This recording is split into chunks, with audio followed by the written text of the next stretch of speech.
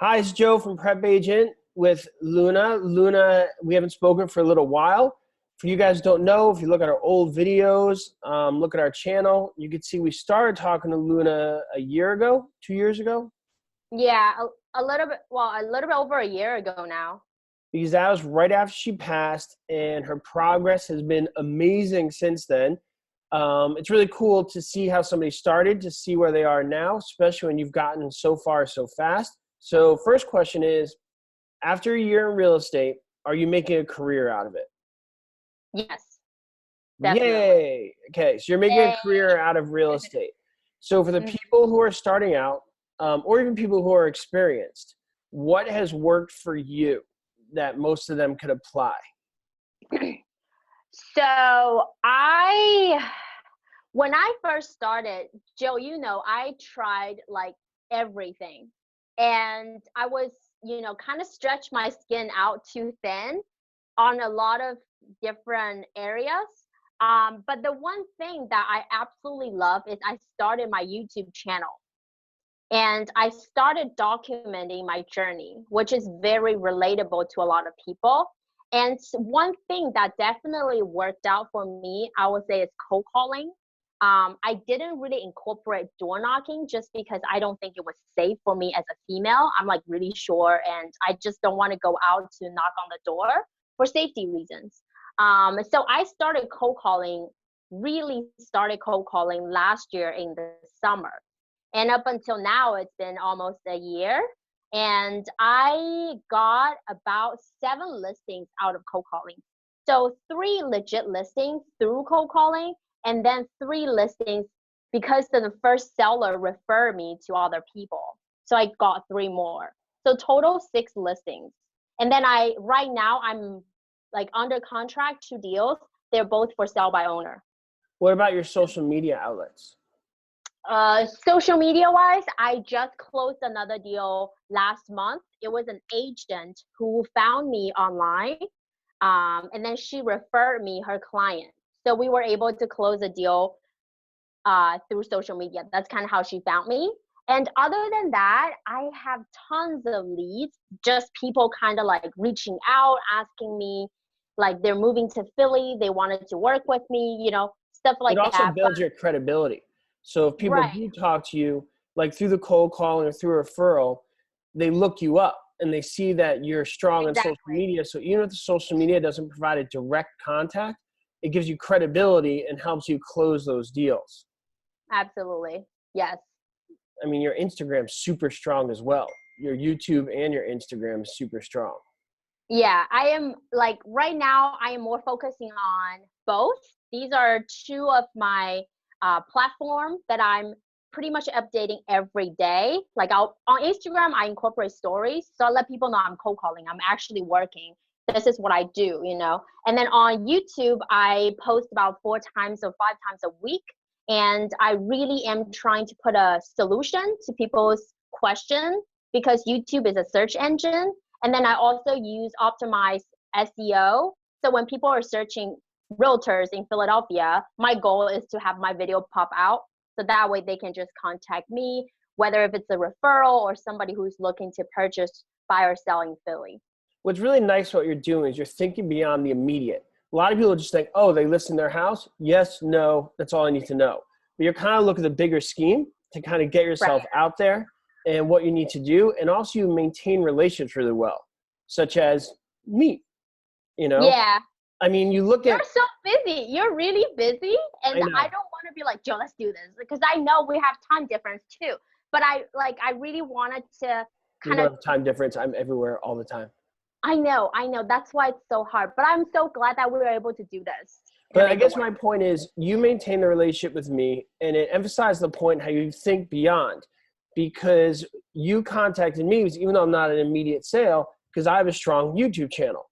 And you're Mm, smart enough to know that when you get on my YouTube channel, then I could forward followers and subscribers to you because you right. understand that, okay, there's people who have immediate deals and there's people with a large sphere of influence and there's people who can help my social media grow, and you're keeping in touch with all of them, which is great. Hmm. I mean, that's really Yeah. important. People learn from that. Like you followed up with me, you found me, and I just really want to emphasize how not everybody's just an immediate sale. Like you follow it with me because I have a larger influence than you on YouTube right now. So it kind of helps you and it gets traffic towards your YouTube channel. And just that kind of thinking is what makes you really successful. And Right, you think just absolutely. beyond that immediate thing. Joe, I want to add something on top of it is when I reach out to you, my channel was like 100, 100 subscriber. So I was under a lot of pressure when I reach out to you because at that point you were like 70,000. A And million billion, I, yes. well, yeah, you were just really popular. But one thing that I love is I do love your website. So that's kind of how I reached out. The first step is I did purchase something of yours, you know, and then I was like, okay, how can I add value to your channel? I can't just be like, hey, give me a shout out or like interview me, send some subscribers. Like I don't want to do that. So what I do is I was politely, I was like, hey, are you open to kind of just like do a series with a new agent, because I'm sure a lot of your followers will wanted to know somebody passed the exam, how she's doing. So that's kind of how we started the series. And then I did record my first cold call video. So that was it. So that was the Channel. thing. So it was really smart, and I hope people are paying attention to this. I can't believe I Is recorded. you didn't just say give me a shout out. I want to get more followers. You have a lot of followers. I only have 100. You said, how can I provide value? And at that time, I was just like, maybe I could do something nice for her. But at the end of the day, it wasn't much value. And then you came to me and said, listen, I'm going to do a cold call. How about I record it? And I was like, now we're talking, you know? And you provided that. That was the value. And I just love how creative you were and still are, which is how you're being so successful. Because you found a value that meant something to me. You came to me and said, listen, I'm a new agent. I'll record this. And then do you want to use that? I said, that's great. And then you said, okay, I'll do this for you, but this is what you got to do for me. You got to link to my YouTube channel, you know, so I get some followers. I didn't even ask you. No. You did it on your own. Well, I did it because, well, you should have asked me. You should have asked me. I didn't ask you. Well, I didn't know that video could go this far. Like, even until this day, people in Philadelphia will come up to me and be like, you're that girl on that cold call video. Right. And then doing that, and I hope everybody's following the train of thought here, because people should do this with other people as spheres of influences that they're in contact with, is you found that value, and then that made it easy for me to want to put it on my channel, because my channel has a lot of value. As much as I want to help people, it's my business. It's how I make my money. Yeah. So it needs to be something of value. And when you put that of value on my channel, it helped me forward people to your channel and help yours get going. And people use the same strategy with Instagram and, you know, YouTube. And if they use Twitter, I know you and I don't use Twitter, but other people do, or LinkedIn. This kind of idea of trying to piggyback on people who have more reach than you by bringing them value. That's a strategy I think people look past. The cold calling people know about, they just don't want to do it. But that's not a big secret. It's just a matter of effort, and you put in that effort. The other thing you did is not as many people think about it, and so I want people to think about that as well, how you constantly look at everybody as an opportunity, not in a bad way. But you say, okay, what do you do? Okay, how's it work for me, and what value could I provide to you? It's a constant exchange. Now, as a result, between your effort you put in with the cold calling, your creativity you put on Instagram, I want everybody to look at Luna's Instagram. You could tell this isn't just somebody throwing up pictures. You're constantly modifying, making it look professional and trying new things. And we talk about some pictures you had before that you took down and some pictures you're putting up. So you're constantly trying to make it look professional. It really does. And it just gets better every day. And the videos, you're on Instagram TV now. And I hope everybody looks at what Luna did now and look at her older pictures. And I know you took some of them down, but I love people seeing the progress of what's happening with it. So my question for you is, how much time a week do you spend dedicating to that? Because that didn't happen by accident. You're not just doing selfies. Like, these are pictures you thought about. Right. I mean, that's got to take some time. So how much time do you dedicate towards your social media? That's a great question. Like, everybody who is in the real estate game are super busy, especially if you're focused on listing. You spend tons of time prospecting. So a lot of the picture, if you pay attention, they were done a year before. My hair was blonde. And that's when I wasn't that busy. right now, what I incorporate is called content batching. So basically, what you do is you write down the ideas of location where you want to go shoot. You contact your photographers. Well, right now, I don't pay any of my photo shoot. It's usually collaboration with Philadelphia photographers on Instagram. So I work with a few good photographers already. So I contact them, pick up a few locations, pick up a few outfit ideas, and what I want to write on the caption. So I do everything on a notepad, and then when I go, everything's already set up. I know what I'm gonna wear. I know how I'm gonna pose. I typically just spend in a month, I use like one weekend, maybe a one afternoon, just get all the pictures done for my So now thumbnail. these photographers, this goes back to what I want to emphasize about you. It's so great. You're not paying them. So what is the No. value add you're giving them?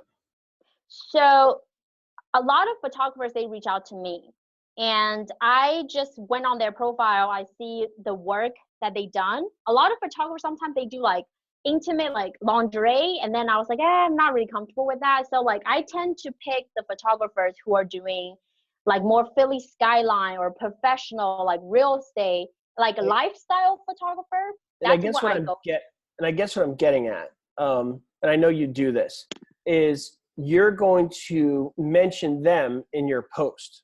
Yes, you have to. You And you and have to this give this is credit. where I was going with this. The value add that you're bringing them is you have a lot of followers and you have a professional Instagram profile that people respect, and you're developing a YouTube channel that people respect. So when you forward people from that Instagram profile to them, it benefits them. And this goes back to what I want people to understand, that Luna's not paying for this. Everybody complains how expensive it is. But if you look at what value you could bring to others, then you could get a lot of exchanges that can help build your business and look very professional. I know people Mhm. might say, well, I don't have a strong Instagram profile yet. But then I go back to, well, when Luna started, she didn't have that either. She was creative and thought of something that meant something to me. So by finding the value she could add to other people, these photographers want traffic, good traffic, not just any traffic. She wanted the photos. Now she has professional photos. Her Instagram increases. You have more followers, more leverage to get better photographers, et cetera, more business, more real estate deals, and everybody wins. They have more visibility, and you got more deals. Yeah. I mean, another thing that I incorporate is I kind of like use it as a networking platform. When I first started, I go to a lot of expensive networking events. I pay for it.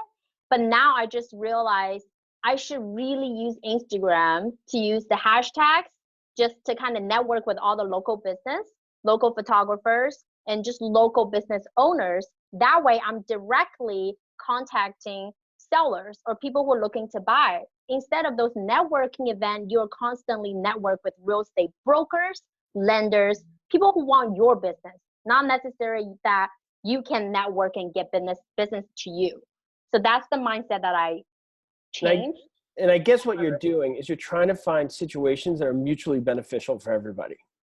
Yes, I Because like the how other you said day, that. if you just get it, then they're going to drift off, and if they just get the benefit, you're going to lose interest. To have a good continued relationship, you got to find that mutual beneficial situation. Right. Yeah. So I tend to focus a lot of my business in listing. And what I provided to people is if you go on Zillow, you can see my reviews of how the interaction that I have with my seller. I provide them with great service. And, that's kind of like the value that I provided to other people. And then another thing that I did was different with a lot of other realtors is I have my own farm where I do have a lot of buyers who are looking to buy, and I target the sellers in my farm.